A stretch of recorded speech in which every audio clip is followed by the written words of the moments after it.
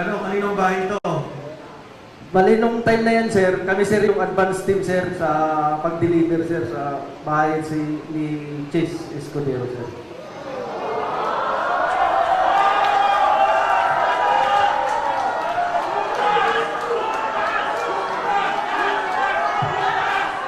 Sino Okay. tong...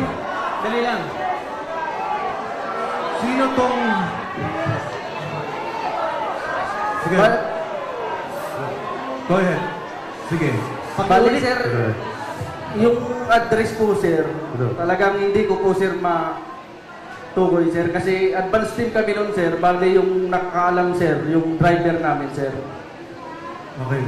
Pero sir, dyan sir, sa loob ng bahay niya sir, kumain pa kami dyan sir, ang ulam namin hipon, kasama ko yung mga katulong niya sir.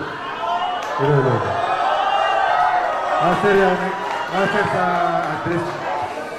Sarge, tayo ka. Para lang. Tayo ka, Sarge, para... Go ahead. Hindi. Sige, sir. Sarge, tayo ka para...